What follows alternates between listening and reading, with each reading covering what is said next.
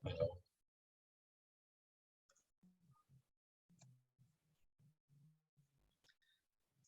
alhamdulillah. Alhamdulillahilladzi arsala rasulahu bil huda wa dini haqq liyusirahu 'ala dini kullihi wa kafa billahi shahida. Asyhadu an la ilaha illallah wa asyhadu anna Muhammadan abduhu wa rasuluhu la nabiyya ba'dah. Allahumma sholli wa sallim ala sayyidina wa habibina wa maulana Muhammad wa ala ali sayyidina Muhammad kama shallaita ala sayyidina Ibrahim wa ala ali sayyidina Ibrahim fil alamin innaka Hamidum Majid. Izin share screen ya.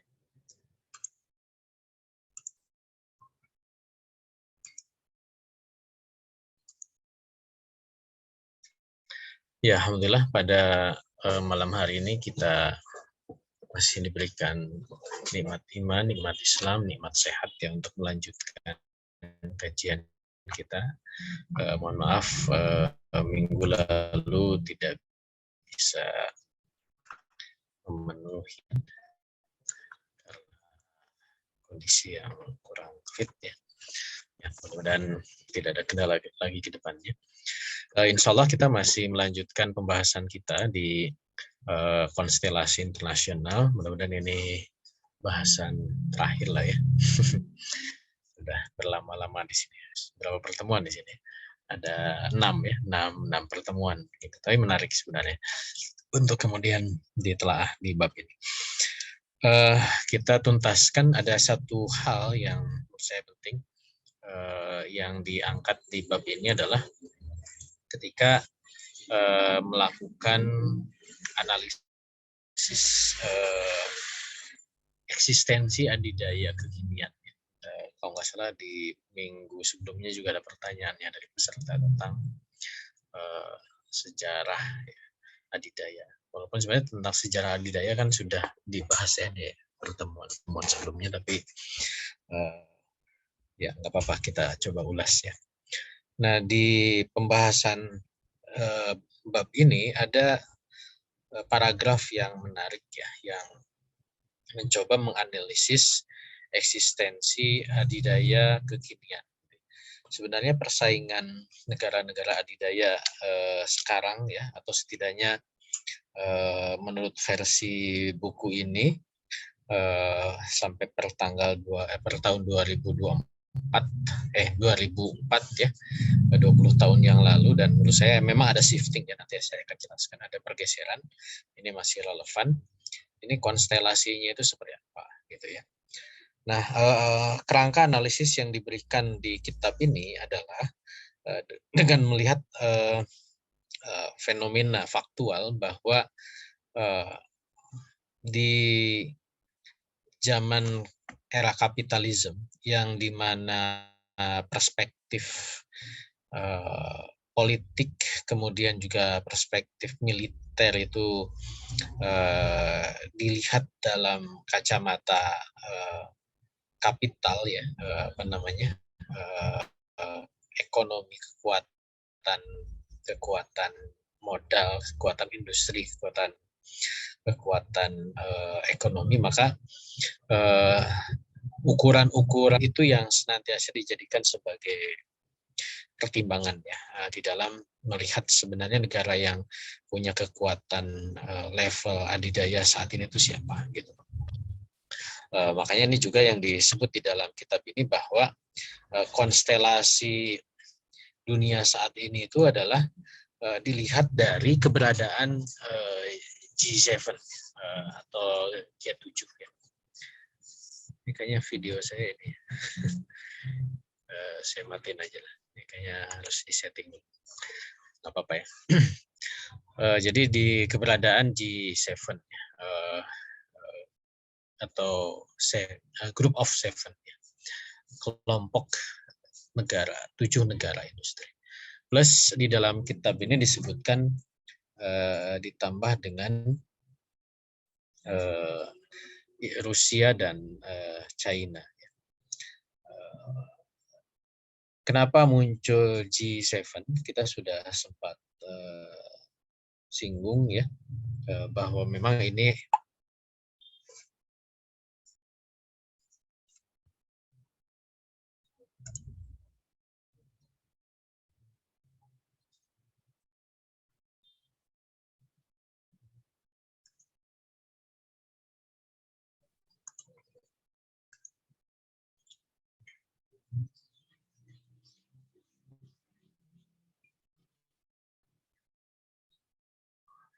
Saya masih nyambung, Bang Azhar? Masih ya? Oh, mohon maaf.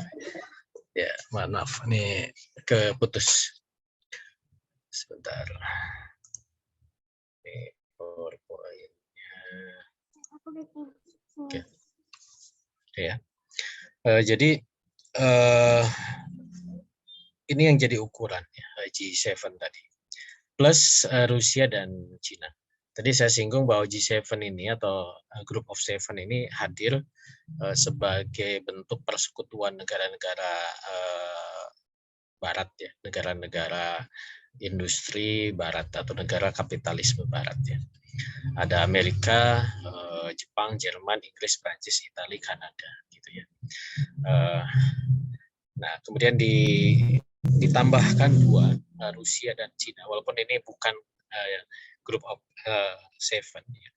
Karena memang mereka menjadi negara yang berseberangan ya secara politik internasional, khususnya dengan Amerika. Dalam listing sebagai penentu konstelasi internasional, maka ini yang disebut ya, ada 9 negara yang disebut di sini. Kelompok 7 plus Rusia plus Cina. Ya. Apa alasannya? Ya, kalau di sini disebutkan karena negara-negara 7 tadi, walaupun nanti dianalisis lagi ya keberadaan G7 tadi, Cina, kemudian Rusia, mereka punya kekuatan ekonomi yang besar, kemudian punya kekuatan nuklir, ya, kemudian populasi penduduk yang besar, dan ya mereka juga bergabung kepada Security of Council atau Dewan Keamanan PBB gitu. Nah, sehingga disebutkan di buku ini bahwa siapa negara adidaya saat ini adalah G7 plus dua negara yang tadi disebutnya, Cina dan Rusia. Nah, ini peta G7, negaranya mana saja ya. Ini pada saat pertemuan G7 di Jerman ya, tahun lalu. Ini existing para kepala negara pemimpin di di G7 tadi. Nah, kalau kita lihat dari sisi representatif G7 di kancah ekonomi global ya, dari sisi GDP G7 ini menguasai 43,4% ya, GDP global. Artinya memang ya layak disebut lah ya negara-negara G7 ini sebagai negara yang secara kekuatan ekonomi itu yang mendominasi. Gitu. Walaupun secara populasi dia hanya 9,8% saja dari penduduk secara global ya, penduduk dunia gitu. Nah, tapi dari sisi kalau kita lihat kekuatan militer ya, kembali bahwa negara adidaya itu memang kunci utamanya itu di kekuatan militer. Kalau talent G7 tapi ditambahkan dengan China, India ya di sini, kemudian ada negara lain Arab dan Korea Selatan, dikeluarkan tadi Kanada, kemudian Italia ya, seperti itu.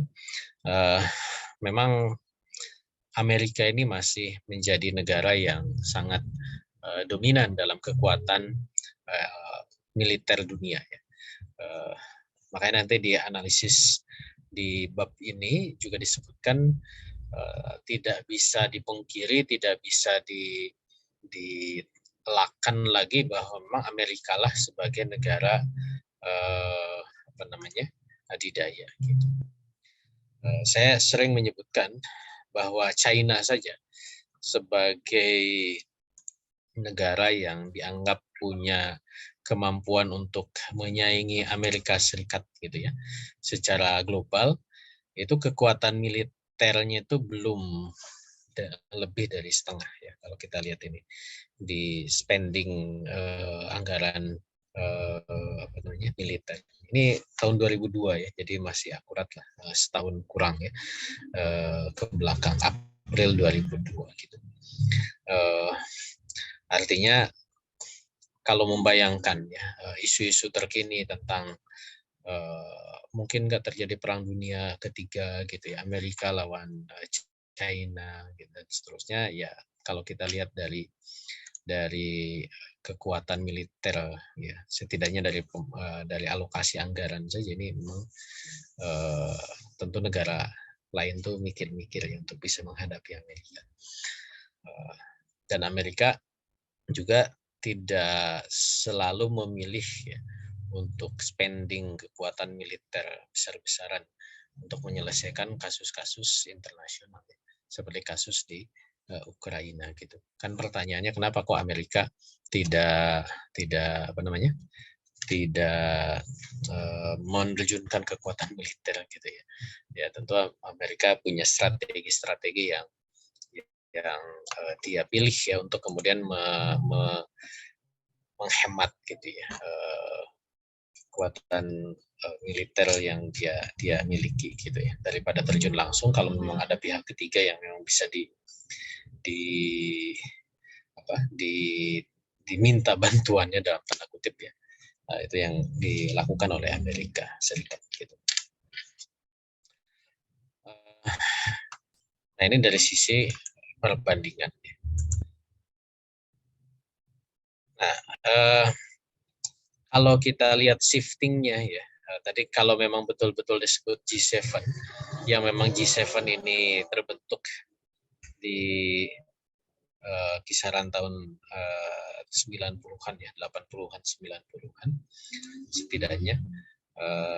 Sebenarnya pertanyaannya kan betulkah mereka itu sebagai negara-negara yang memiliki kekuatan industri yang kuat gitu.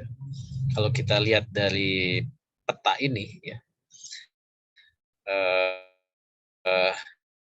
di sini kan ada nyempil Brazil ya di tahun 80 itu. Nah, berarti kan yang nggak ada itu Kanada. Kanada itu emang nggak masuk ya, nggak masuk 7 besar sebenarnya. Kanada itu. Karena dari tahun 80 sampai 2020 itu nggak ada Kanada gitu ya. Sebagai negara yang memiliki kekuatan yang diperhitungkan secara global gitu. Kemudian juga di sini muncul China ya di tahun 90-an. Menggeser Meksiko ya. Dulu ada Meksiko.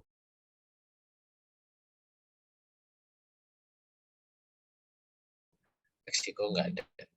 Justru di sini muncul ya, Inggris juga tergeser ke bawah gitu. Ini yang disebut sebagai shifting ya, pergeseran. Nah, kemudian juga berikutnya di tahun 2020 Cina itu merangsek terus menguat ya. Dari urutan ke-5 dalam waktu 10 tahun langsung menempel Amerika Serikat ya, di urutan kedua. Itu menggusur Jepang turun ke kekuatan urutan ketiga ya. Muncul kekuatan baru yaitu India. Ada India. Inggris dia terlempar ya dari kekuatan ekonomi secara global itu. Nah, kemudian di tahun 2010-an Amerika, Cina, India, Jepang, Jerman turun. Ya. Kemudian Rusia dia relatif dulunya nggak ada, naik dan menggeser Perancis ya. Gitu. Bahkan diprediksi di 2020 ini ada merah putih, dan ada Indonesia masuk. Ada Indonesia masuk ke situ. Nah, ini kurang lebih ya. Jadi kalau kita perbandingkan. Nah, apa bedanya G7, G8, dan G20 ya? Kemarin ada pertemuannya di Indonesia untuk G20. Jadi G7 ini dia menjadi juga anggota G8 ya, walaupun G8 ini kan relatif tidak relevan lagi pada saat perang Ukraina kemarin, karena justru kerjasama negara-negara G7 dengan Rusia ini relatif kemudian ya terganggu gitu ya. Tetapi makanya kemudian dalam pertemuan G20 di Bali kemarin, keberadaan Rusia ini kan tidak terlalu diperhatikan gitu ya, keberadaan.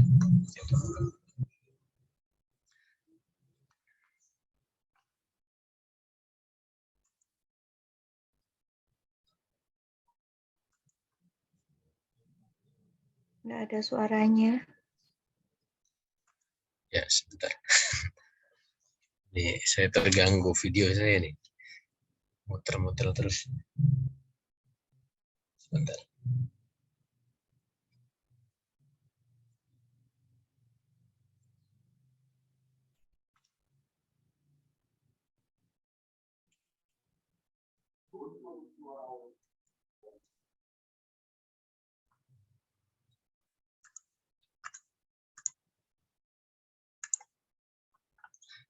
Ya. Nih, saya barusan lihat panduan dulu cara menghilangkan itu. Alhamdulillah ya. Tidak goyang-goyang lagi. Pusing saya. Mohon maaf. Baik. Jadi ada settingan video ternyata yang harus diperbaiki. Nah ini G7, G8, dan G20. Ya. Nah ada kelompok baru ya, mungkin juga pernah dengar yang disebut dengan BRICS ya. Ini sebagai penantang dari G7 ya, penantang kapitalisme yang dipimpin oleh Amerika. Siapa itu BRICS? BRICS ini kan singkatan dari 5 negara ya. Brazil, B-nya itu, R-nya itu Rusia, I-nya itu India, C-nya itu China, S-nya itu South Africa. Gitu. Indonesia tadi mau gabung ya, jadi berisik, karena nggak jadi gabung nggak jadi berisik. Nah ini dianggap ya dalam konstelasi politik global itu sebagai pesaing dari G7 ya. G7 ini negara-negara kapitalisme Barat gitu. Walaupun tadi ada Jepangnya ya anggap aja itu bagian dari karena sekutu kuat dari Amerika Serikat gitu. Nah ini yang kemudian kalau kita perbandingkan ya tentu dengan adanya Cina dan India yang terus menguat ya, juga Rusia, otomatis dalam konteks kekuatan ekonomi global ini ya G7 ini dapat tantangan ya. Walaupun dari BRICS ini memang South Africa ini kan masih yang paling rendah ya. Tapi ya tadi dengan ditopang oleh kekuatan China dan India, ini yang kemudian menjadikan BRICS ini sebagai sebuah tandingan ya buat mereka. Lu tahun berapa ya? Ada mahasiswa saya yang mengangkat skripsi ya tentang upaya-upaya yang dilakukan oleh BRICS ini untuk melakukan tandingan ya terhadap hegemoni kapitalisme global Amerika ya, dengan 3 pilarnya yang sudah kita bahas ya. Ada World Bank, ada IMF sama Bretton Woods Treaty ya, mekanisme keuangan global ya, standarisasi dolar dan sebagainya. Nah, negara-negara yang tergabung kepada BRICS ini berusaha membuat semacam IMF, semacam World Bank, semacam standarisasi mata uang. Mereka nggak mau lagi pakai dolar gitu ya kalau ada transaksi antar negara gitu, langsung aja pakai mata uang mereka gitu. Mereka selalu gemborkan. Tapi ya sampai saat ini ya, itu skripsi tahun berapa ya, 10-an tahun lalu ya. Sampai sekarang ternyata ya memang hegemoni Amerika masih powerful ya. Nah, problemnya adalah di BRICS ini tidak tidak ada pemimpinnya. Ya. Kan untuk bisa menjadi negara apa namanya, negara adidaya itu ya harus satu gitu ya. Kalau di dalam kelompoknya itu masih bersaing ya, tidak ada yang memimpin, itu ya sulit mereka melakukan konsolidasi gitu, kekuatan gitu. Jadi alih-alih mau melawan Amerika bersama sekutunya, justru di antara negara-negara BRICS ini masih saling belum ada kesepakatan ya untuk menyatukan kekuatan melawan Amerika. Padahal kan adigium politiknya mungkin yang sering saya ulang ya, ya musuh dari musuh saya adalah teman saya. Artinya Amerika kalau dijadikan musuh bersama kan mereka selalu bisa berteman. Nah, cuman masalahnya kan apa namanya ya, permusuhan dengan Amerika dalam tanda kutip ya, secara kepentingan juga tidak selalu sama gitu. Banyak strategi-strategi Amerika yang sudah kita kupas dan juga nanti kita akan dalami lagi, yang justru memanfaatkan ya apa namanya, misalkan bagaimana Amerika itu menggunakan India untuk melawan Cina gitu ya, atau menggunakan Cina untuk melawan Rusia gitu dan seterusnya. Ini juga masalahnya adalah kelihayan dan pengalaman politik secara internasional. Nah, ini yang menjadi karakter menarik dari Amerika yang insya Allah nanti kita coba kupas lebih dalam. Oke ya. Ini juga masih skema shifting ya, terkait dengan persaingan antara Amerika Serikat dengan China. Dengan yang ini memang menjadi isu global belakangan ya, terkait dengan persaingan Amerika melawan China ini. Termasuk juga bagaimana persepsi global ya terkait dengan kekuatan-kekuatan ekonomi dunia ini. Gitu. Bagaimana misalkan menempatkan negara-negara Eropa yang secara ekonomi kuat ya, the big European economies misalnya, ketika mereka dihadap-hadapkan untuk melawan kekuatan China. Atau misalkan bagaimana China melakukan konsolidasi dengan negara-negara tetangga. Ini disebut sebagai China's neighbor, tetangga-tetangganya China. Korea Selatan, Jepang, Filipina, termasuk Indonesia gitu ya. Betul Jepang, Korea Selatan, Filipina, bahkan Indonesia itu negara-negara yang dekat dengan Amerika. Tapi ya secara hubungan. Tapi karena secara teritorial jauh gitu ya, dan Cina punya keuntungan di sana, ya kadang kemudian Cina bisa melakukan move ekonomi politik ya terhadap negara-negara yang itu sekutu kuatnya Amerika gitu, untuk Cina manfaatkan ya. Bahkan ya contoh untuk case Indonesia itu walaupun memang masih kuat sebenarnya hubungan Indonesia dengan Amerika ini, tapi ya langkah-langkah Cina di negeri ini tuh sangat kerasa gitu ya, sangat kerasa gitu. Ya kasus-kasus terakhir yang muncul di Indonesia kan kasus konflik tenaga kerja gitu ya, bahkan kemudian proyek-proyek Cina di beberapa tempat ya, termasuk di saya di Bandung gitu ya, kereta cepat Jakarta ya Bandung dan seterusnya, itu sangat menunjukkan ya eksistensi Cina itu semakin terasa di Indonesia gitu, walaupun Amerika itu masih mencoba ya bukan mencoba ya, akan terus berusaha mempertahankan hegemoninya di negeri ini. Nah ini juga yang terjadi. Termasuk jika misalkan China mendapatkan peluang yang sangat besar di Afrika ya, African nation ya. Jadi investasi ekonomi Cina di Afrika itu jor-joran ya. Sehingga ini menjadi modal ya buat Cina untuk bisa semakin kuat dalam kancah ekonomi secara global gitu. Kenapa? Karena Amerika relatif tidak terlalu menganggap Afrika itu penting gitu ya. Ya tidak sepenting Eropa, tidak sepenting Timur Tengah gitu ya, atau sekarang tidak sepenting apa namanya Asia Pasifik gitu. Sejak Amerika menjadi negara adidaya itu, wilayah Afrika itu menjadi wilayah terbelakang ya dalam perspektif Amerika. Nah, tidak menjadi wilayah perhatian bagi Amerika. Gitu. Eropa pasti ya pasca Perang Dunia Kedua, kemudian geser ke Timur Tengah. Sekarang gesernya ke Pasifik ya. Afrika itu belum pernah tersentuh. Ya.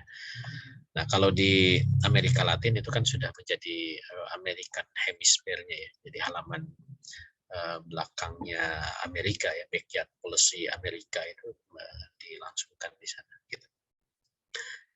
Nah ini kita lihat ya bagaimana persaingan Amerika dengan China untuk bisa masuk di kancah global. Ya. Nah di kitab ini jelaskan bahwa dari ke-9 negara yang disebut tadi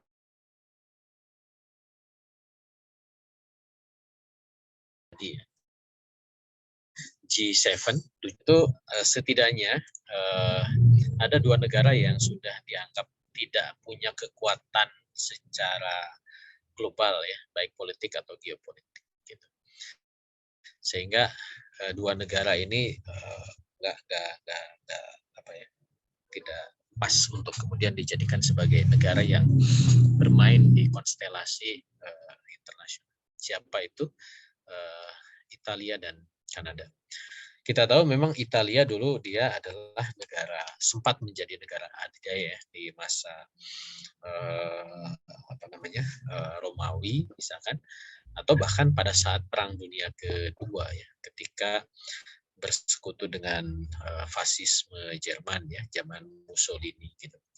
Dan itu menjadikan Italia naik lagi posisinya menuju ke negara adidaya. Tapi pasca kalah di Perang Dunia Kedua dan ya sejak itu Italia jatuh sejatuh-jatuhnya gitu ya. Walaupun memang sisa-sisa kemampuan dia sebagai negara adidaya itu kan masih ada dimiliki oleh Italia. Ya setidaknya masih punya produk yang diakui secara global gitu ya. Produk otomotif misalkan ya di sini banyak penggemar Vespa ya. Nah itu produk produknya Italia gitu. Kemudian juga fashion ya, Milan itu adalah kota fashionnya Italia gitu. Termasuk juga ya kiblatnya sepak bola olahraga ya, itu masih Italia. Tapi dalam konteks politik dan geopolitik praktis Italia itu tidak lagi bermain di kancah global. Bahkan beberapa negara yang bekas dijajah oleh Italia pun itu sudah bisa disebutkan tidak ada sisanya ya, gitu. Seperti misalkan Ethiopia ya. Ethiopia itu pernah dijajah oleh Italia, tapi ya sisa-sisa itu sama sekali tidak ada ya. Nah, termasuk juga Kanada. Nah, karena Kanada ini kan secara secara politik dia itu adalah negara dominionnya Inggris ya. Saya sudah singgung juga.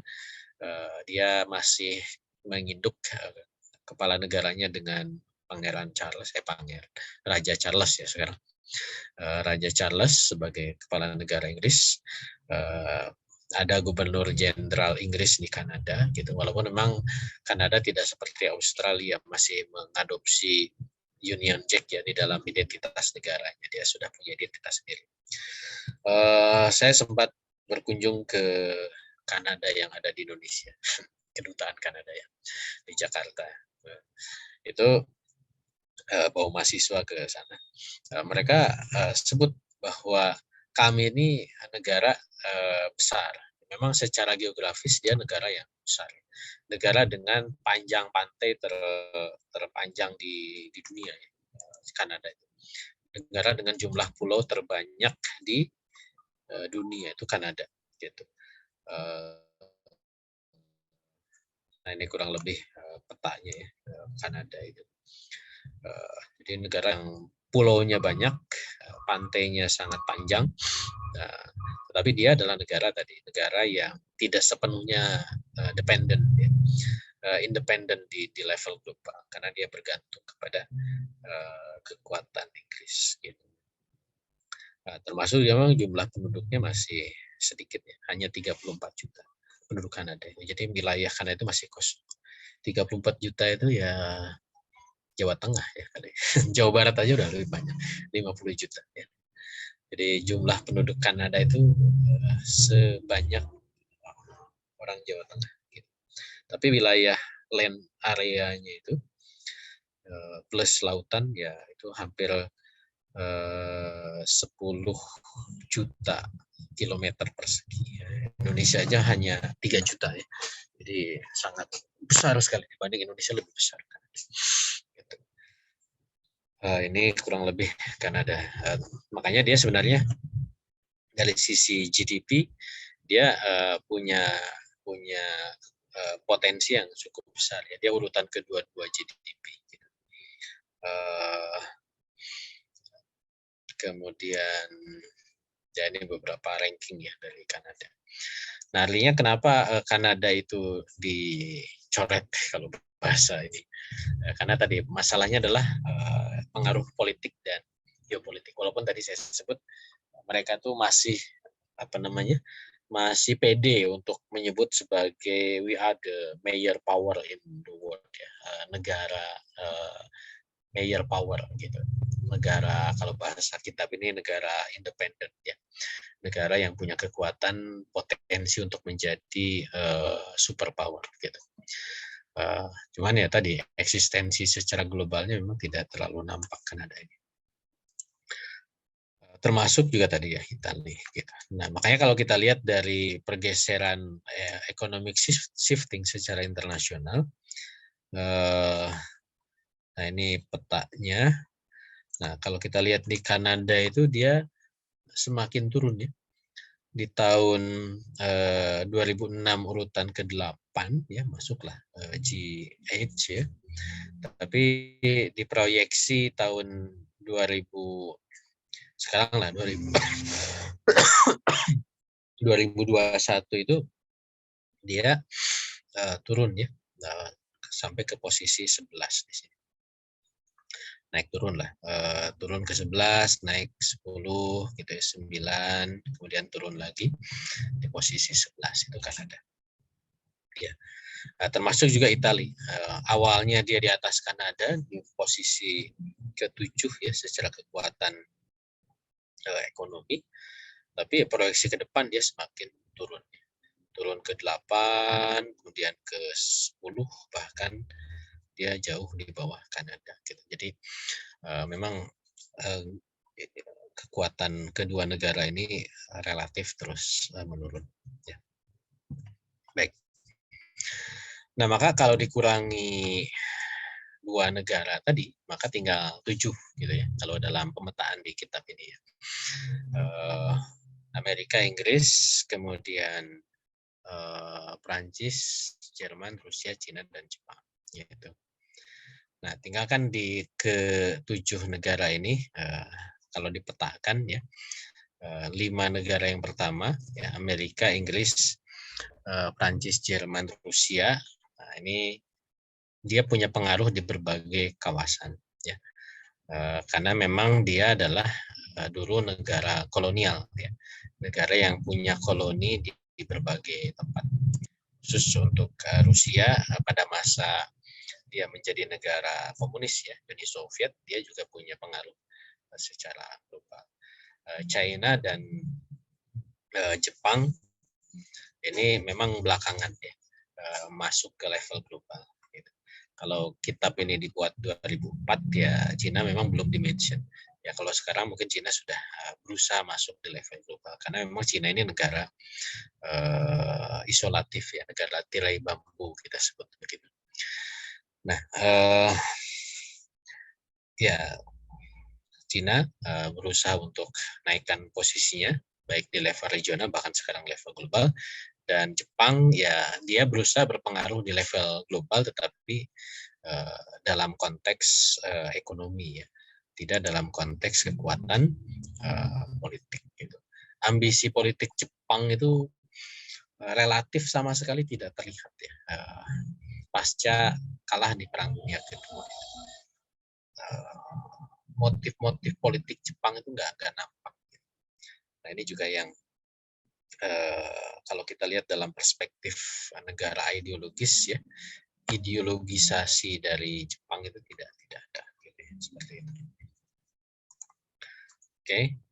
Nah ini tadi global shifting tadi ya. Kalau kita lihat dari proyeksi 5 besar ya kekuatan negara-negara secara global ini, yang awalnya Amerika, Jepang itu kan semakin turun. Ini walaupun ini global economic shifting, tapi kekuatan ekonomi Jepang juga semakin turun. Gitu.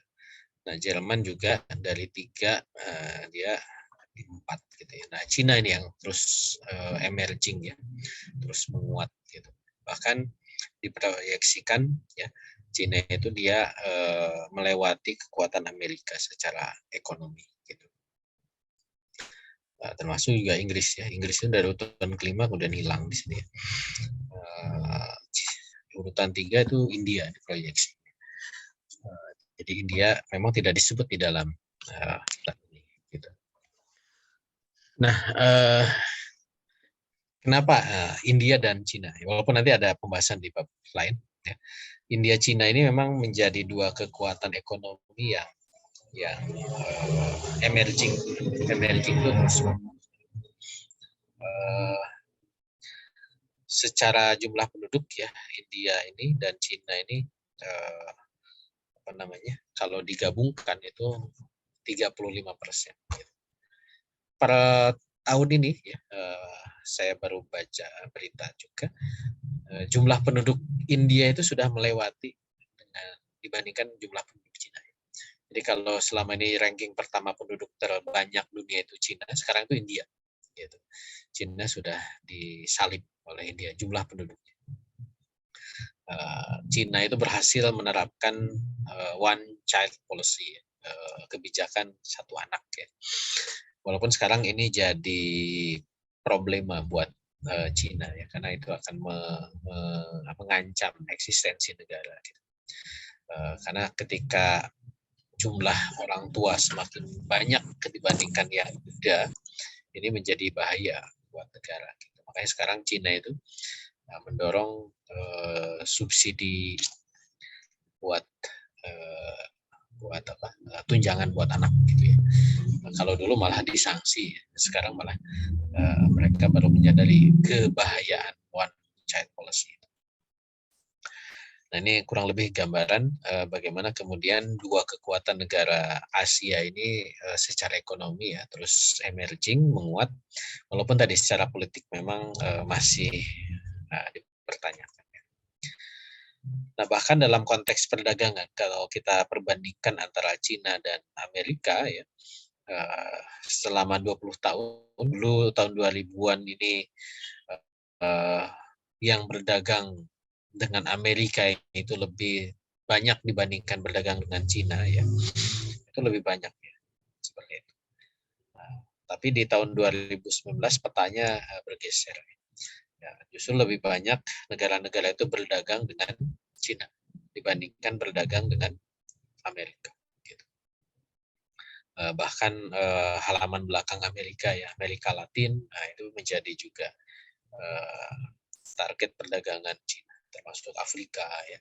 Bahkan Cina menguasai semua Timur Tengah, Eropa Timur ya bahkan dengan Rusia juga gitu. Termasuk Indonesia. Nah, produk-produk Cina semakin bertebaran di negeri ini. Makanya kemudian perdagangan dengan Cina ini sangat luar biasa ya, menjadikan Cina sebagai kekuatan ekonomi secara global. Negara mana yang paling banyak investasi Cina? Itu ternyata Australia. Australia, bahkan juga di Amerika ya. Cina juga banyak investasi di Amerika. Afrika itu di Nigeria, Iran dan Brazil. Gitu. Jadi kalau Indonesia belum seberapa dibandingkan dengan negara-negara tadi. Ya.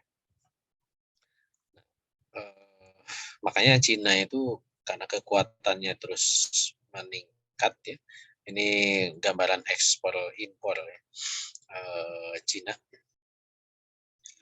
Ya mulai tahun 2000 ya sejak zamannya Xi Jinping itu dia terus menguat ya, kekuatan ekonomi. Oke.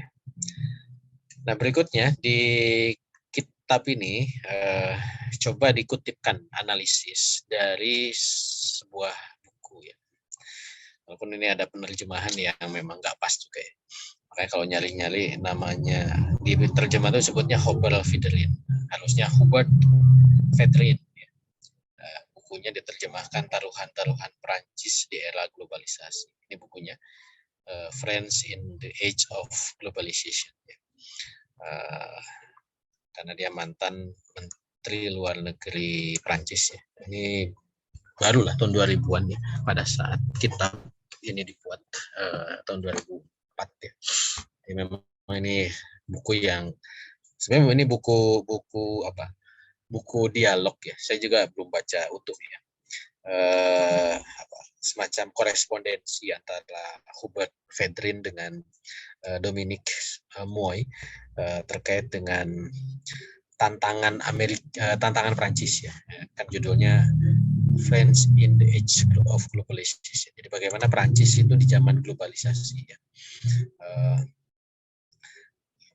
Memetakan Prancis di era globalisasi gitu.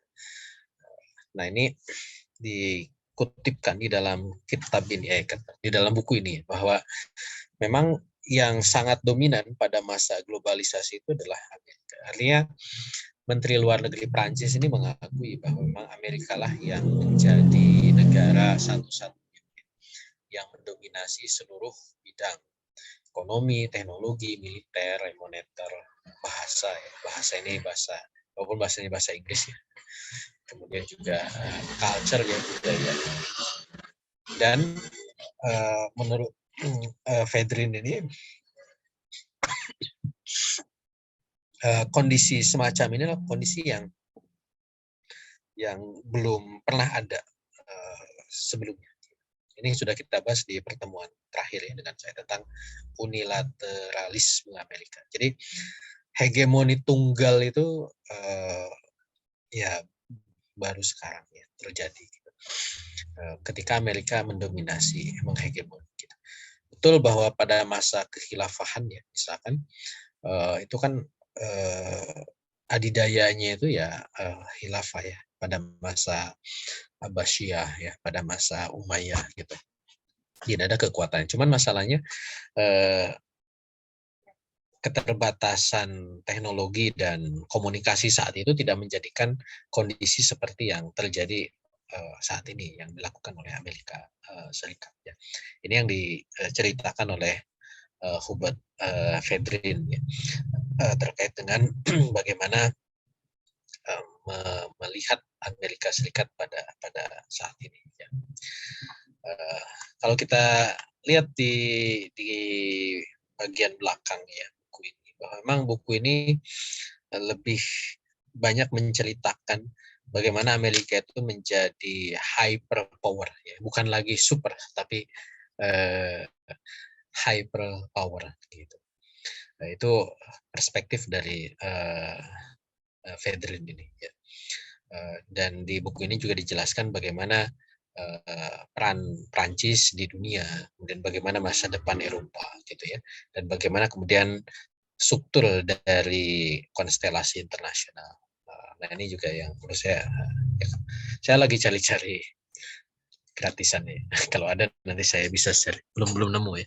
Jadi baru dapat resumenya. Nanti kalau ada saya bisa share buku ini. Jadi ini penting kenapa? Ya karena buku ini dikutip sama kitab Mafahim Siyasi. Artinya buku ini menjadi buku yang juga semestinya kita baca ya sebagai ya nanti kalau yang sudah ada mungkin para pemirsa bisa saling berbagi lah ya. Gitu. Artinya buku ini menceritakan bagaimana kegalauan seorang mantan menteri luar negeri Prancis melihat Prancis itu posisinya semakin turun ya dalam supremasi atau hegemoni Amerika Serikat. Kurang lebih itu ya tentang buku itu. Nanti silakan kalau sudah ada bisa kita berbagi tentang isi buku ini. Tapi beberapa kutipan yang diangkat di dalam kitab Mafahim Siyasi menyebutkan bahwa Fedrin ini dia memeringkati kekuatan negara secara global. Jadi pemetaan negara-negara adidaya itu dikutipkan di dalam buku ini bahwa Amerika adalah urutan yang pertama gitu ya. Nah, cuman dia pede untuk menyebut bahwa berikutnya adalah Prancis, Inggris, kemudian Jerman, Rusia, Cina, Jepang, dan India. Gitu. Walaupun dengan catatan ya, dengan catatan apa? Ya negara-negara tersebut itu bisa menjadi pesaing Amerika bila mereka itu punya visi.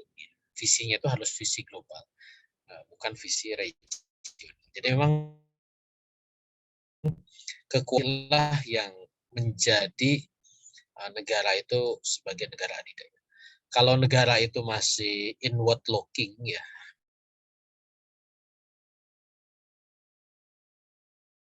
masih melihat ke dalam, ngurusi urusan dalam negeri aja, dia tidak punya concern terhadap urusan-urusan internasional ya, gimana mau jadi negara adidaya kan gitu.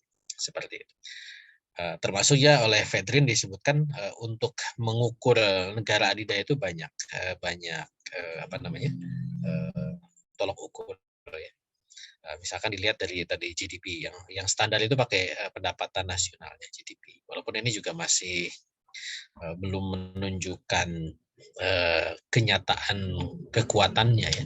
Tapi ya negara punya potensi ekonomi kuat, itu berarti negara yang kuat. Kemudian juga taraf kemajuan teknologi ya. Negara yang mungkin secara teknologi lemah ya dia susah untuk menjadi negara adidaya.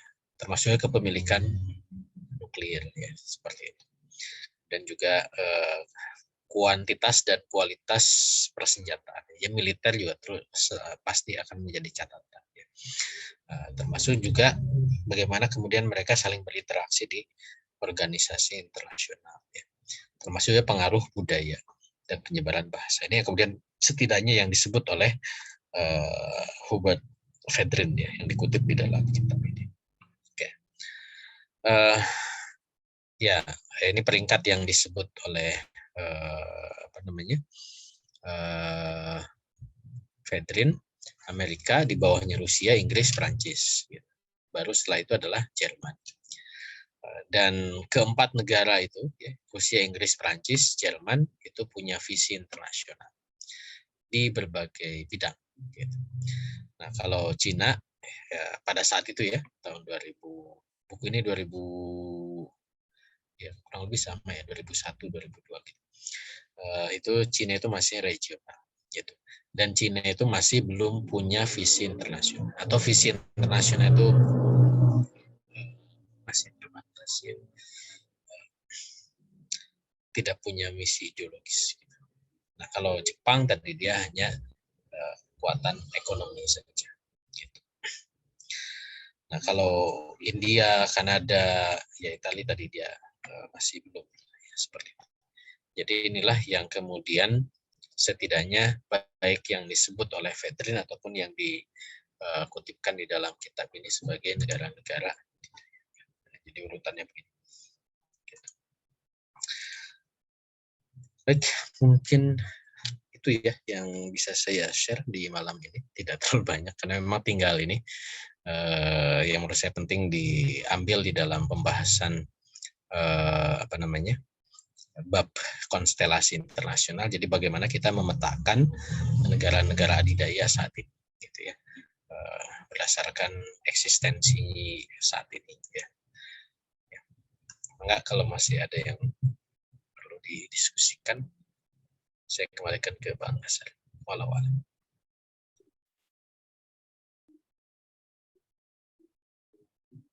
Ya, alhamdulillah. Bapak Ibu jamaah sekalian, telah sama-sama kita dengarkan tadi pemaparan Tadi yang juga disampaikan oleh Al-Ustaz ini mungkin boleh jadi ya bagian akhir dari bab multikultural ya, konstelasi politik internasional ya. Dari sekitar 5 atau 6 kali pertemuan tadi yang dikonfirmasi oleh beliau, mungkin dari antara Bapak Ibu jamaah sekalian yang boleh jadi baru kali bergabung, ya selamat datang. Dan Bapak Ibu, jika memang untuk diskusi kita atau pemaparan materi beliau yang sudah beberapa kali beliau sampaikan, jika ada yang ingin bertanya, mekanismenya caranya bisa dengan present langsung bertanya, kita memberikan kesempatan, kemudian bisa juga melalui kolom chat. Nanti akan kami sediakan pertanyaan-pertanyaan yang akan dijawab ya. Silakan Bapak Ibu, jika ada yang sudah ada 2 penanya langsung, Ustaz. Yang pertama Bu Nurlela, yang kedua nanti Bu Faiz ya. Yang pertama dulu kami persilahkan kepada Bu Nurlela. Monggo Bu. Ustaz, Assalamualaikum warahmatullahi wabarakatuh. Waalaikumsalam. Assalamualaikum. Jadi kan Ustaz ada memaparkan terkait tentang dua kekuatan nih, ya kan? Yang saya mau tangkap itu kekuatan Cina yang hari ini itu sampai ke Timur Tengah, sampai kalau kita lihat kalau oleh-oleh dari tanah Mekah itu pulang umroh, pulang haji pasti pakaian atau apapun souvenir dari sana sekarang udah made in Cina. Nah, yang mau saya tanyakan adalah bagaimana pandangan Ustadz terkait tentang KTT yang diadakan Arab Riyadh versus Cina, Ustadz. Nah, agak mohon arahannya Ustadz. Itu aja. Demikian. Waalaikumsalam warahmatullahi wabarakatuh. Waalaikumsalam.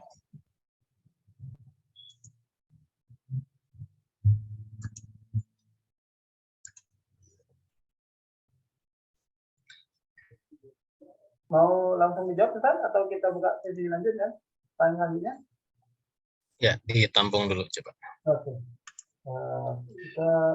Selanjutnya Bu Faiz, monggo Bu. Oke, jazakumullah khair. Assalamualaikum warahmatullahi wabarakatuh. Salam. Yang ingin saya tanyakan yang pertama, tadi dipaparkan tentang potensi-potensi ya, khususnya kalau saya menyimak tadi dari potensi ekonomi masing-masing negara itu. Nah, bukan masalah tidak yakin gitu ya dengan konsep yang kita pegang bahwa kebangkitan itu adalah kebangkitan ideologi. Tapi melihat tadi perjalanan peradaban dunia, perjalanan dunia dan negara-negara di dunia gitu ya, itu mereka kemudian menjadi emerging power itu kemudian karena kekuatan ekonominya, Ustaz. Nah, bagaimana kemudian posisi yang kita yakini bahwa bangkit itu atau bisa kemudian menjadi adidaya itu dengan kekuatan ideologi.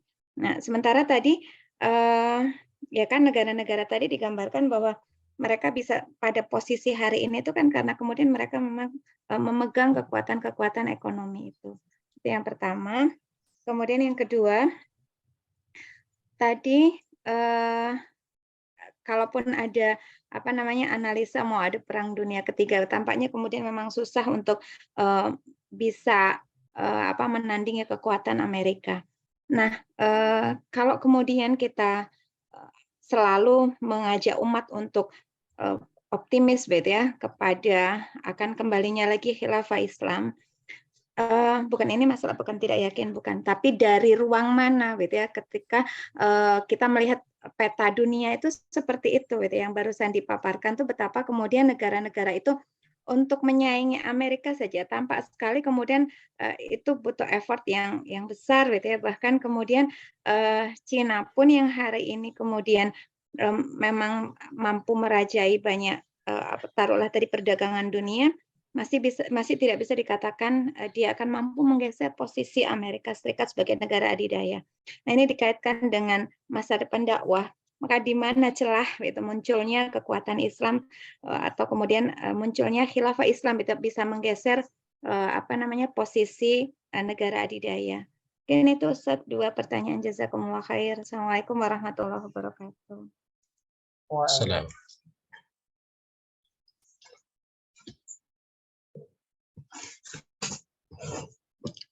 Baik.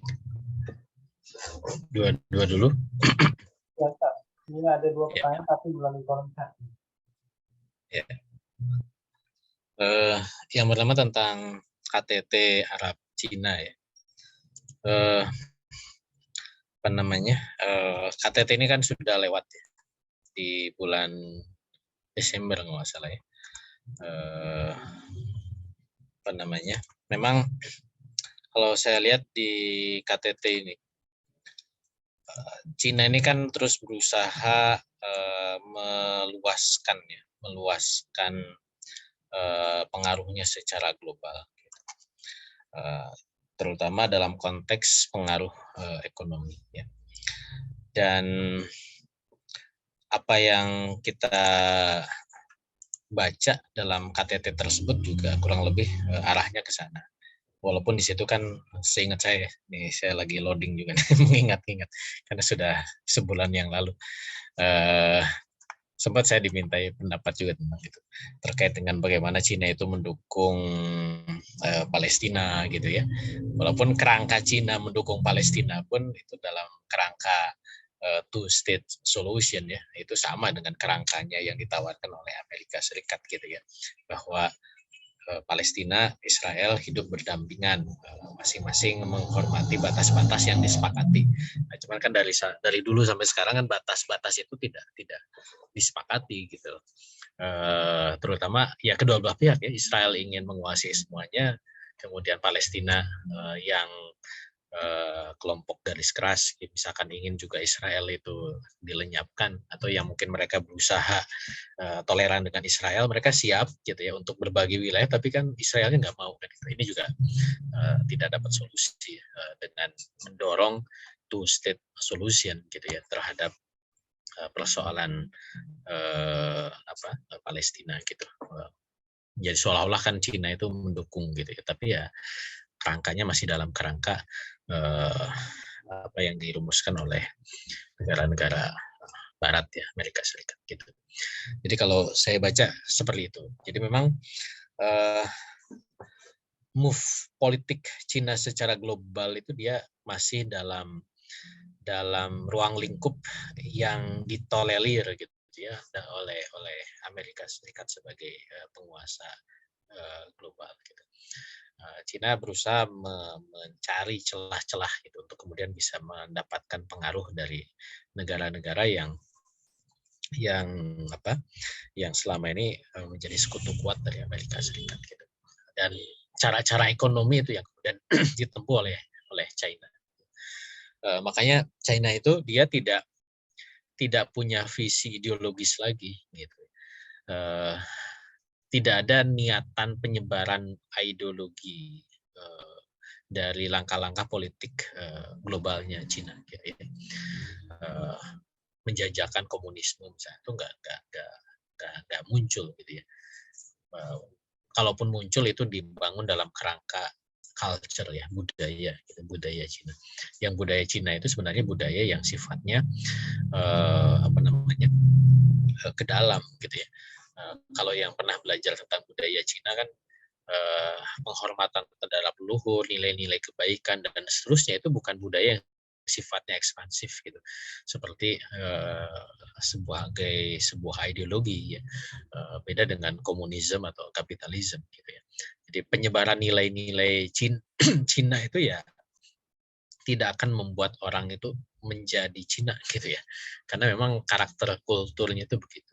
Cuman kita akan lebih melihat atau lebih sering melihat budaya Cina itu menyebar di sekitar kita gitu ya. Kayak kita di Indonesia ya, kok ada Imlek, kok ada Barongsai, kok ada itu kan ya bukan kita akhirnya tercinaisasi gitu, tapi budaya itu semakin familiar dengan kita. Kenapa? Karena memang orang Cina semakin menyebar gitu ya. Nah, jadi ancaman ideologis itu belum kentar itu. Jadi kalau saya lihat pertanyaan tadi tentang KTT Arab Cina itu bukan versus ya. Jadi bukan, kalau versus itu berhadap-hadapan, tapi ya kerjasama antara Cina dengan negara-negara Arab ya. Ada beberapa lawatan dan ada beberapa kesepakatan ekonomi, terutama misalkan Arab Saudi yang juga punya keinginan untuk membangun apa namanya di wilayah Arab ya, visi 2030-nya itu juga menggandeng ya, ekonomi Cina di sana. Gitu. Kurang lebih itu ya. Mungkin nanti kalau kurang tajam bisa ditanyakan. Kemudian yang kedua terkait dengan kok seolah-olah jadi ekonomi ukurannya. Ini kan salah satu ukuran. Makanya di dalam kitab ini juga disebutkan, tadi di awal disebutkan juga bahwa kalau kita mau melihat siapa negara adidaya saat ini, kan kurang lebih begitu ya kerangkanya. Maka kita bisa melihat G7 ya. Kelompok 7 negara yang punya kekuatan ekonomi besar. Gitu. Karena merekalah yang punya pengaruh secara global. Karena kita bicaranya dalam konteks konstelasi. Apa itu konstelasi? Struktur hubungan, ya, struktur pola-pola interaksi antar negara.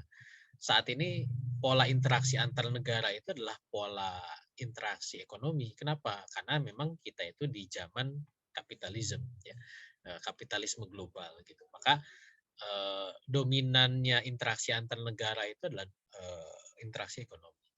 Bahwa ada interaksi politik, ada interaksi budaya, ada interaksi yang lain itu ada, tapi tidak sedominan interaksi ekonomi. Maka wajar kemudian negara-negara yang punya interaksi ekonomi kuat, dia punya kapital kuat, dia punya barang, dia punya jasa, gitu ya. Itu menjadi negara-negara yang dominan secara internasional. Ya, kurang lebih kerangkanya itu seperti itu. Tapi apakah negara yang punya ekonomi kuat ini akan menjadi negara adidaya? Ya, enggak juga. Kenapa? Karena kalau dalam bahasanya Fedrin tadi, negara adidaya itu harus punya visi. Gitu. Kalau bahasa kita, dia harus punya mabda, ya, punya visi global, gitu ya, punya keinginan untuk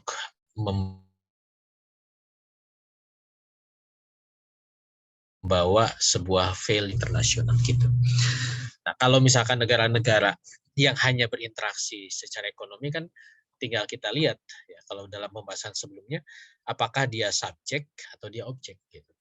Kalau dia subjek, visi global dia itu ya kapitalisme gitu ya. Bagaimana kemudian keuntungan-keuntungan material, kenikmatan-kenikmatan material ya nilai-nilai inilah, nilai-nilai kapitalisme itu diemban oleh negara-negara secara internasional. Maka itulah visi ideologi dia. Itulah yang kemudian dijaga oleh Amerika Serikat. Kalau negara yang lain, tinggal kita lihat apakah dia memang sejalan dengan itu, berarti dia sekutunya Amerika. Dia adalah subjek dalam kapitalisme. Tapi kalau dia memanfaatkan itu untuk berdagang atau meningkatkan taraf ekonominya, ya dia hanya sebagai objek kapitalisme gitu. Nanti tinggal dipetakan saja secara masing-masing negara itu masuknya kemana gitu. Dan dengan begitu ya, maka eksistensi kapitalisme itu akan semakin tertanam gitu. Itu yang disebut dalam NIC itu sebagai Pax Americana ya. Jadi Pax Americana itu adalah kekuatan hegemoni kapitalisme yang dipimpin oleh Amerika. Bahwa di situ ada Inggris, ada Prancis gitu ya, dan lain-lain, ya mereka hanya berbagi siapa yang memimpin gitu ya. Visi ideologisnya sama gitu. Inggris ketika menjadi negara adidaya ya dia negara kapitalis gitu ya. Mabdanya mabda kapitalis. Prancis ketika dia menjadi negara adidaya dia adalah mabdanya kapitalisme gitu. Rusia, Cina ya sama kapitalisme juga, sekarang visi ideologinya gitu, kecuali membawa nilai-nilai kapital ya. Walaupun tadi nanti bisa dibedakan siapa pemain di belakangnya, apakah state ya, seperti negara-negara Cina itu kan state capitalism, tapi kalau Amerika, Inggris, Prancis itu adalah private capitalism. Itu nanti tinggal masalah tipologinya saja membedakan gitu. Jadi tetap bangkit itu karena ideologi ya, karena mabda gitu. Ya karena mereka sekarang ekonomi ya itu mabda kapitalisme. Dan sekarang tidak ada negara yang emerging atau menguat karena visi ideologi selain kapitalisme. Mana kan nggak ada. Tadi disebut tadi yang berapa? Yang 7 tadi gitu ya. Bahkan yang 9 tadi gitu. Itu nggak ada satupun yang mabdanya bukan kapitalisme gitu. Nah, pertanyaan berikutnya, lalu ada nggak potensi atau celah buat mabda selain kapitalisme? Ya selalu ada gitu ya. Karena ini adalah kalau pakai bahasanya Huntington, inilah place of civilization. Persaingan mabda atau persaingan ideologi itu akan selalu ada. Dan namanya civilization atau mabda atau ideologi itu dia spirit ya, dia akan tidak bisa menyatu ya, kecuali mungkin jadi pseudo ideologi yang semu gitu. Ya kayak state dengan privat kapitalisme yaitu masih kapitalisme karena kuncinya itu di kapitalismenya gitu. Tapi ketika Islam ya, as a mabda dengan kapitalisme itu nggak bisa menyatu. Gitu. Ini teorinya Huntington ya, dan saya pikir sama ya, bahwa memang kalau dia mabda itu kan dia punya majmul mafaiman ilahiyah, punya kumpulan pemahaman tentang kehidupan, melihat kehidupan itu seperti apa. Gitu. Pasti beda orang kapitalisme dengan komunisme dengan Islam ya, melihat kehidupan itu seperti apa. Seorang Muslim yang kehidupannya itu dilihat dalam perspektif kapitalisme ya, Muslim yang kapitalis gitu ya, karena dia tidak mengusung mabda Islam. Dan itu yang kemudian kita lihat ya, negeri-negeri Muslim atau pemimpin-pemimpin dunia Islam saat ini tidak membawa Islam karena mereka justru membawa nilai-nilai kapitalisme. Artinya kekuatan negeri Muslim yang mungkin sekarang muncul, misalkan di G20 itu kan ada Indonesia, ada Arab Saudi, itu masih dalam kerangka kapitalisme, bukan membawa mabda Islam. Karena Indonesia nggak pernah bawa Islam dalam interaksi internasional, atau Arab Saudi gitu ya. Bahwa memang benderanya simbolik ya, itu ada kalimat tauhid gitu, atau setidaknya secara pakaian yang laki-lakinya pakai gamis gitu ya, seolah membawa nilai-nilai spiritualisme Islam. Atau yang menarik kemarin kasus di mana? Qatar ya, main bola gitu. Itu kan menarik kalau dilihat dari kacamata war of ideology ya. Bagaimana kapitalisme hidup dalam lingkungan Islami gitu. Nah itulah contoh konkretnya di main bola Qatar kemarin gitu. Jadi kerangkanya begitu. Lalu apakah ada celah? Ya selama masih ada yang memperjuangkan ya ideologi tadi, baik Islam atau yang lain ya, dan perjuangan ideologi itu melahirkan sebuah gerakan ya, dan gerakan itu akan mempengaruhi opini, dan opini itu akan semakin menguat dan menyentuh pihak-pihak yang setuju dan mau memperjuangkan, bahkan memberikan kekuasaannya, maka celah itu akan selalu ada. Kita bisa baca, dan mungkin nanti penting juga untuk, kalau nggak salah di bab akhir ya di kitab ini, nanti kita akan bahas bahwa arah perjuangan seperti itu tuh selalu ada gitu.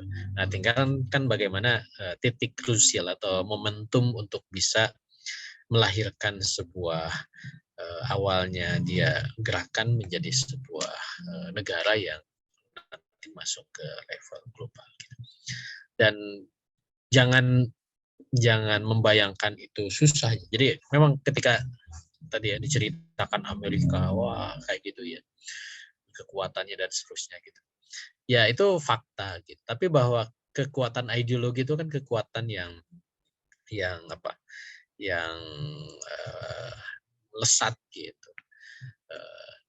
Ya contoh yang paling mudah kan bagaimana Rasulullah SAW. Kalau kita lihat dari timeline, ketika membawa Islam Mekah, Madinah sampai kemudian menjadi adidaya itu kan hitungannya nggak lama gitu ya.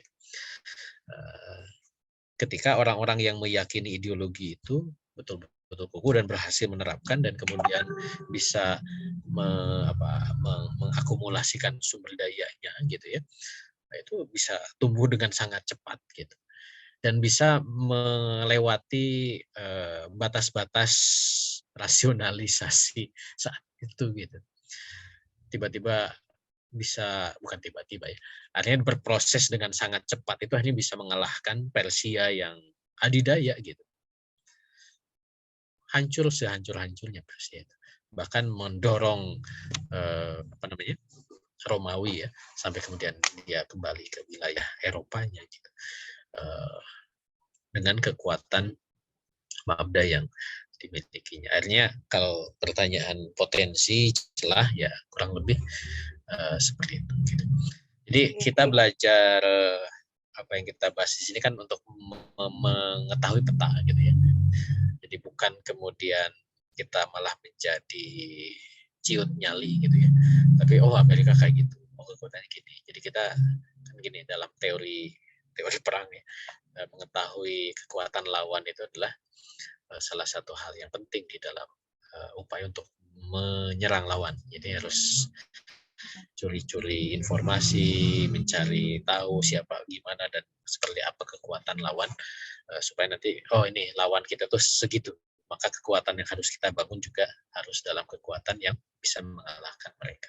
Dan titik kuncinya adalah kekuatan ekonomi, militer, sumber daya alam dan sumber daya yang lain itu adalah kekuatan yang bisa digerakkan oleh kekuatan yang paling utama. Apa itu? Kekuatan ideologi gitu. Makanya dalam pengukuran kapabilitas negara, ini teori yang sangat general ya, bukan saja dalam perspektif Islam, bahwa kapabilitas negara itu yang paling utama itu adalah kapabilitas ideologi gitu. Saya sudah sebut ya, ada dua kan karakter ideologi, ada open ideologi, ada close ideologi ya. Selama ideologinya itu dia open, ya dia tidak punya kekuatan apapun, gitu. Karena dia tidak punya kekuatan yang bisa mengakumulasi potensi-potensi yang lain.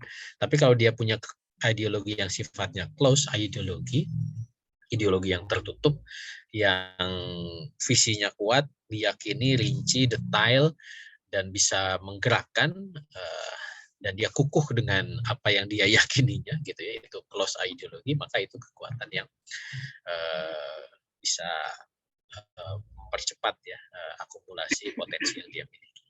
Walau. Oke, jazakumullah khair Ustaz. Oke. Baik. Alhamdulillah. Masih ada 4 pertanyaan lagi Ustaz di kolom chat. Iya.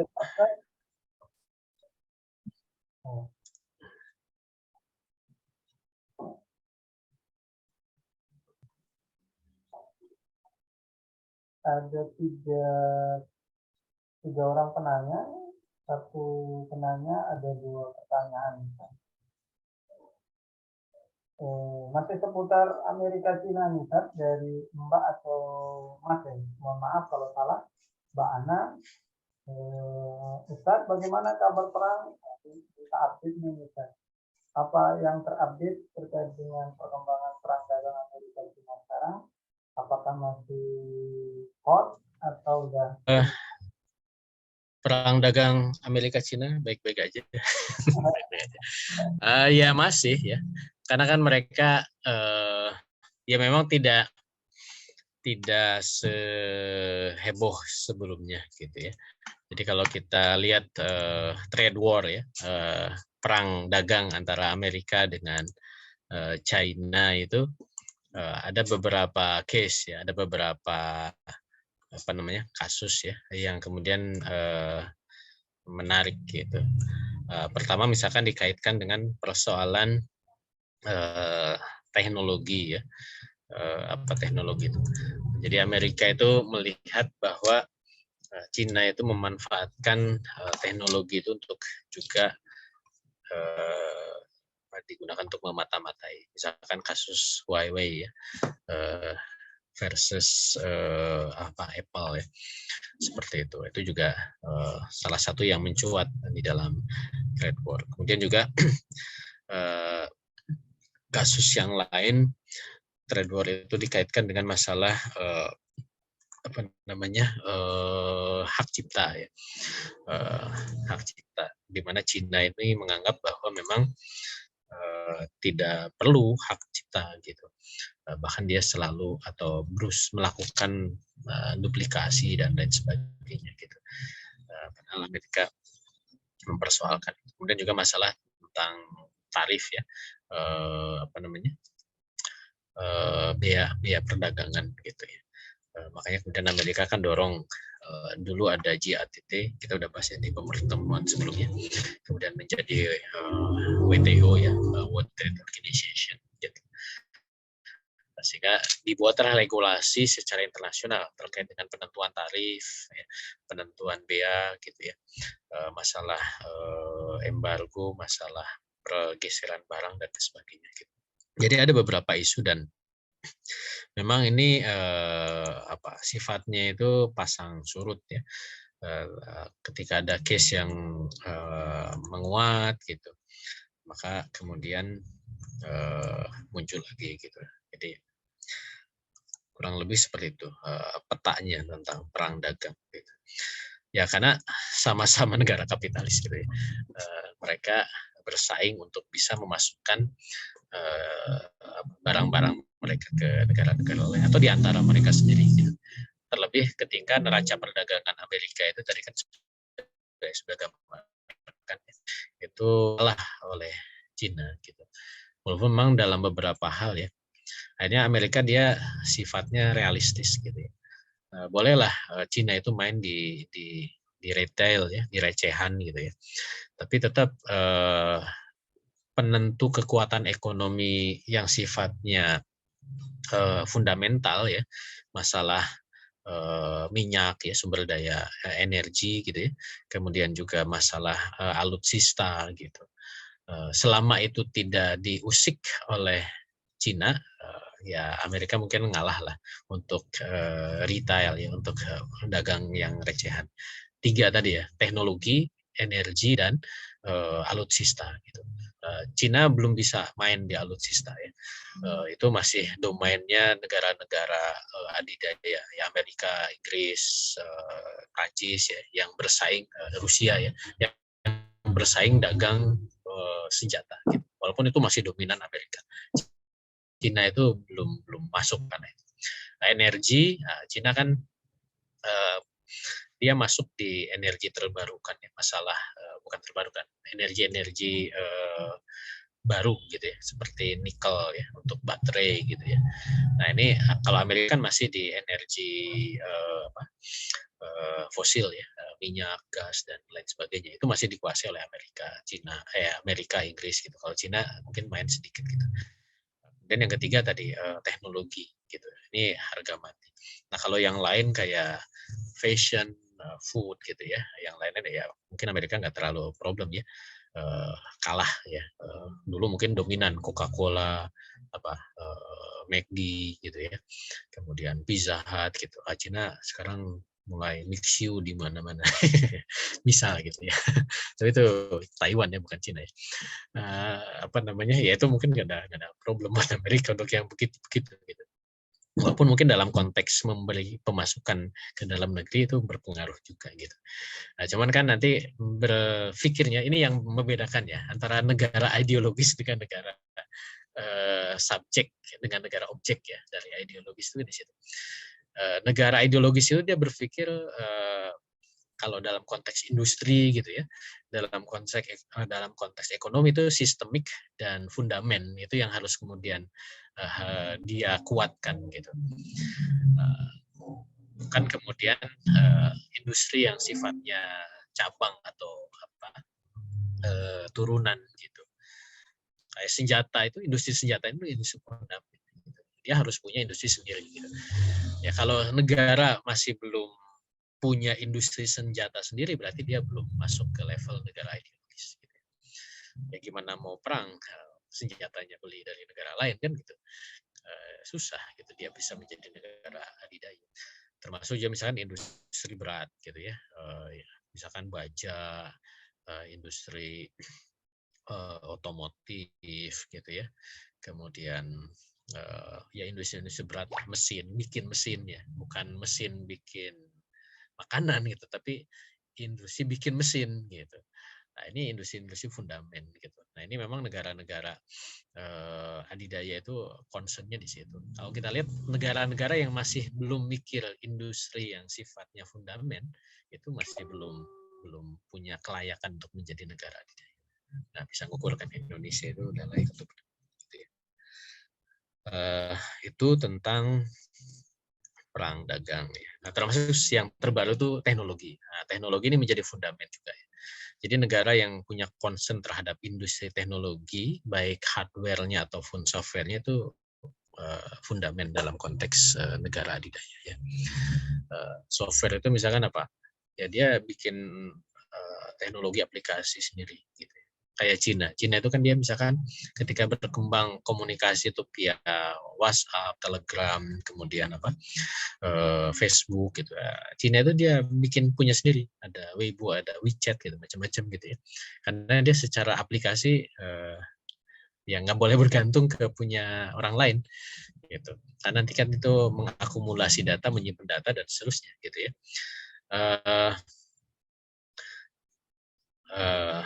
Ya kalau negara pengguna kayak Indonesia kan punya nggak ngerti lah, pokoknya bisanya pakai doang gitu. Nah itu apa namanya dari sisi teknologi, termasuk juga apa namanya hardware-nya ya. Kalau tadi kan software, bikin HP sendiri gitu, bikin laptop sendiri gitu, elektroniknya sendiri gitu. Tidak bergantung, bahkan ininya apa CPU-nya, apa prosesornya gitu dan seterusnya, karena itu fundament gitu. Kalau dia belum punya kemampuan ke sana ya repot ya seperti itu. Nah, makanya perang dagang Amerika Cina itu mungkin beberapa masuk ke hal-hal yang sifatnya fundament ya.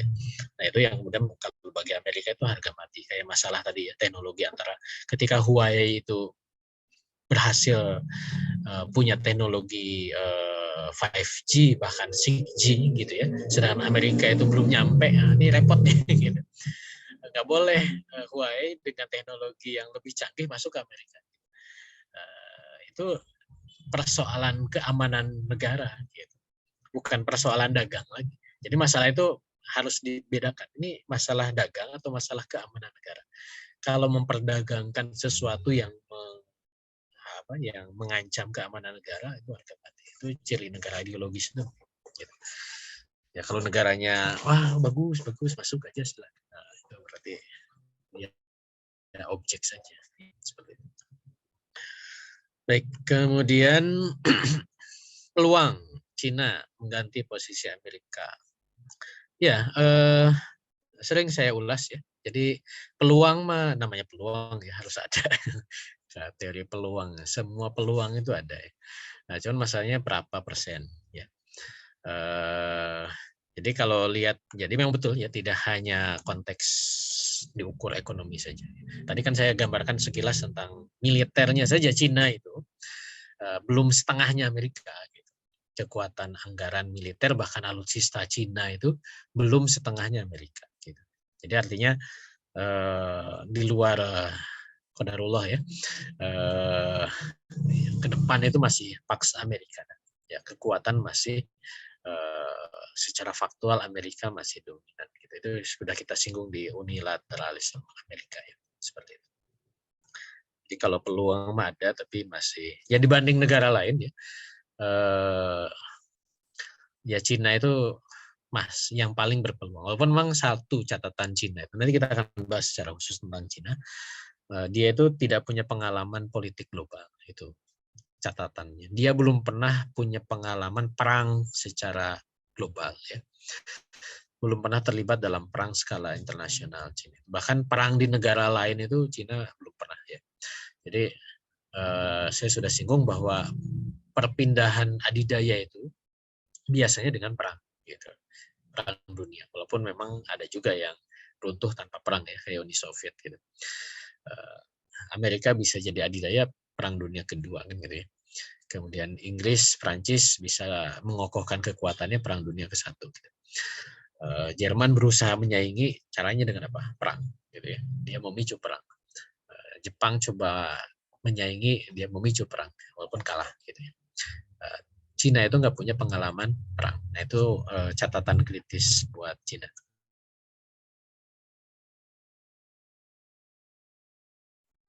Jadi dan Cina itu kan dia punya industri alutsista, cuman teruji nggak pesawat senjata Cina itu dalam peperangan? Gitu.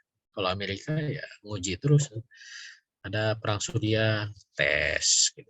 Kemarin perang Ukraina itu ngetes, gitu, ya. Nah, ini pertanyaan berikutnya tentang Ukraina.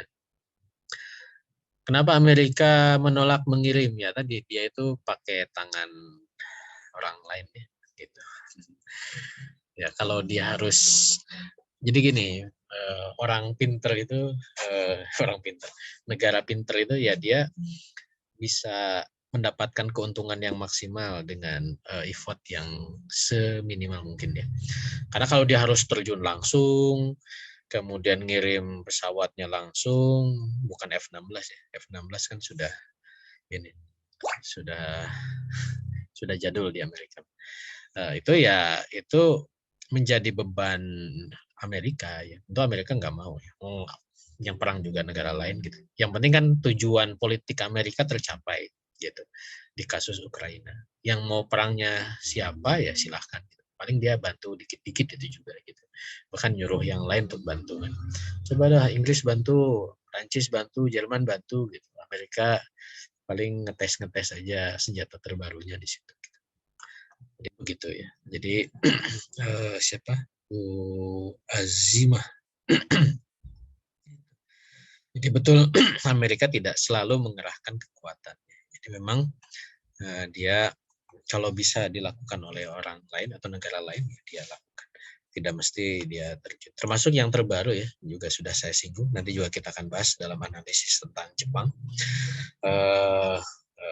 Amerika mendorong atau menyetujui ketika Jepang itu mengubah pengaturan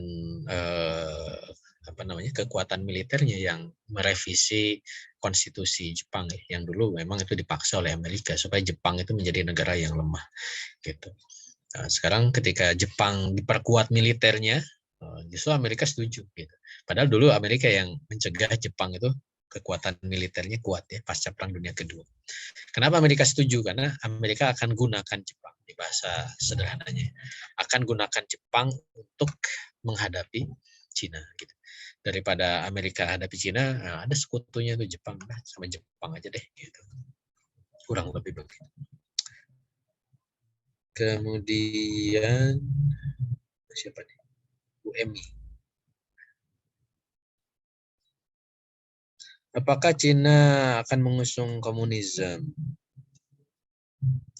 Ya, sejauh dalam politik internasionalnya Cina itu tidak bawa komunisme, ya, untuk konstelasi internasional dia, gitu.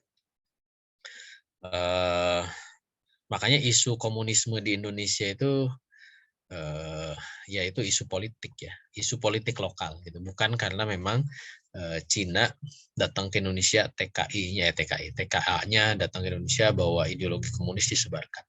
Indikasi ke arah sana itu sangat kecil, ya, sangat kecil. Jadi komunisme itu digunakan oleh Cina untuk menjaga stabilitas politik dalam negeri, gitu. Cina dengan jumlah penduduk yang banyak, ya cara yang paling gampang untuk bikin mereka taat kepada negara dengan komunis, ya.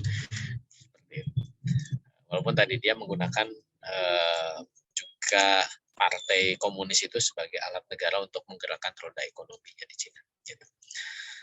Jadi itu komunisme digunakan di Cina. Jadi tidak ada unsur ideologisnya. Jadi penyebaran ideologi komunisme Cina itu sejauh ini tidak dilakukan oleh Cina gitu, dalam politik luar negeri Cina.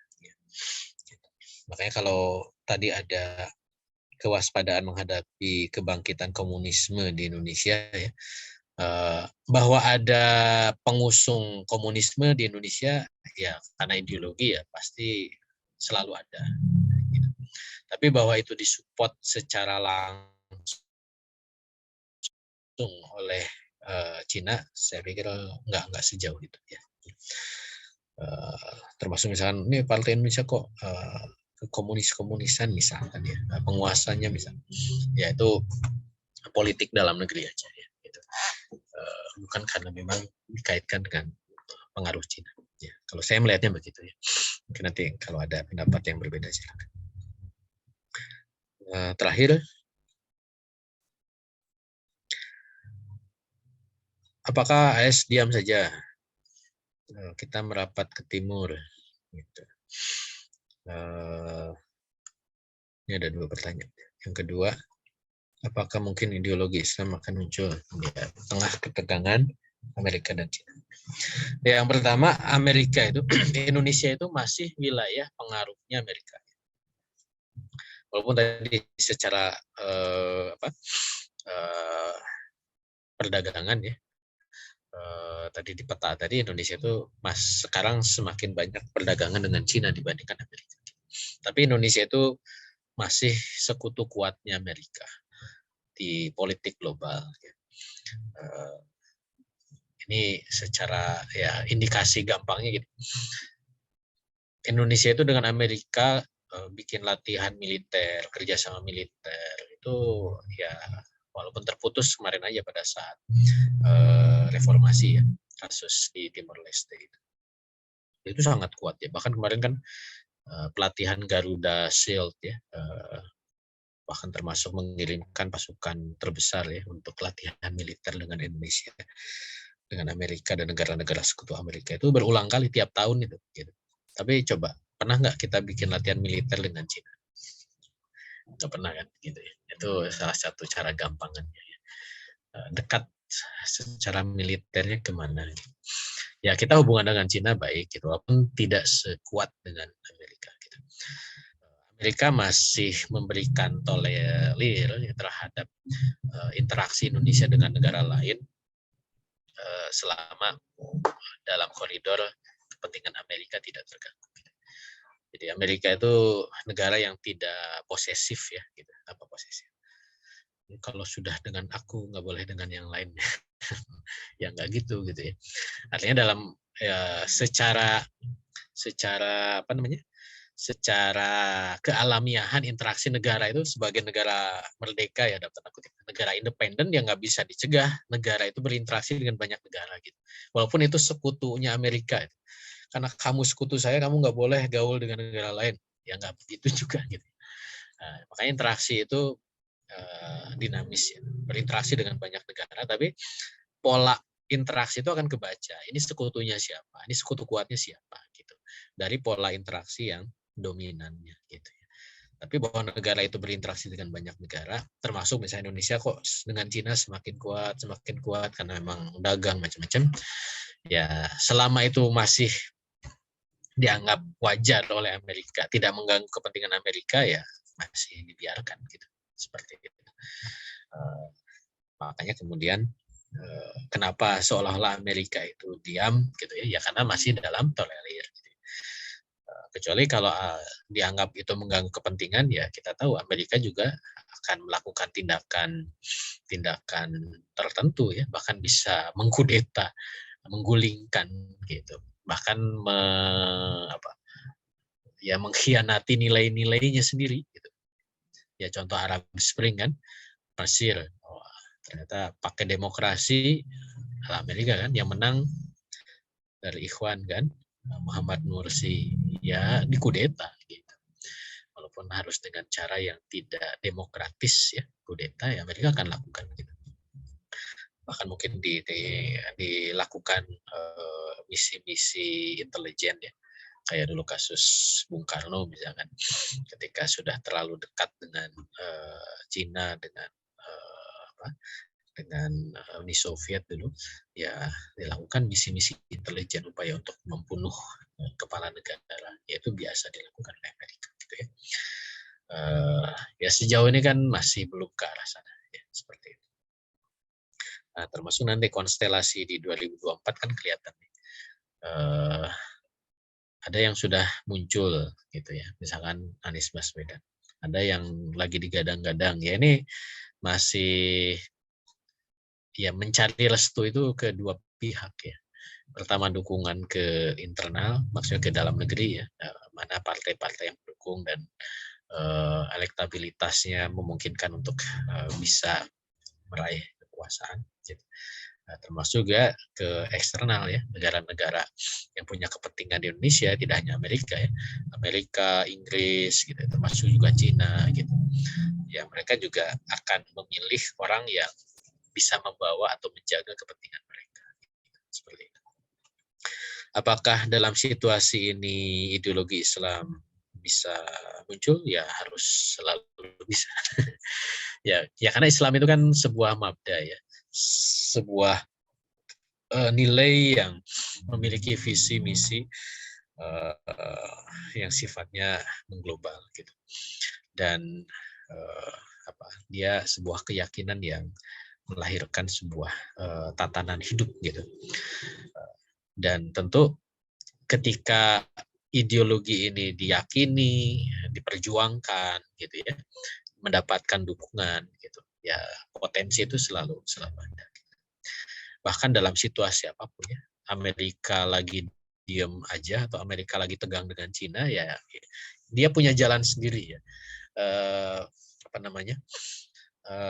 Pergerakan ideologi itu punya jalan sendiri gitu. Jadi jangan dipertentangkan dengan hegemoni Amerika, pertarungan Amerika Cina dan seterusnya, itu hal lain ya. Kita harus memahami konstelasi internasional, tapi perjuangan keyakinan terhadap ideologi Islam itu hal lain gitu. Memang nanti akan sampai ke sebuah titik momentum pertemuan gitu, tapi ini tidak saling mempengaruhi secara mutlak satu sama lain gitu. Jadi ini tidak menunggu ya, kalau dalam teori sistem ya, ini tidak ada korelasi sebab akibat secara langsung gitu.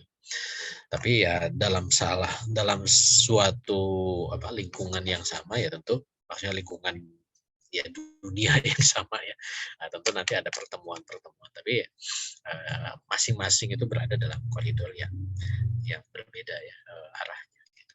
Ya, wallahu a'lam. Udah 21.45 ya. Ya, alhamdulillah pertanyaan demi pertanyaan sudah dijawab oleh guru kita, oleh Ustaz Budi Mudana.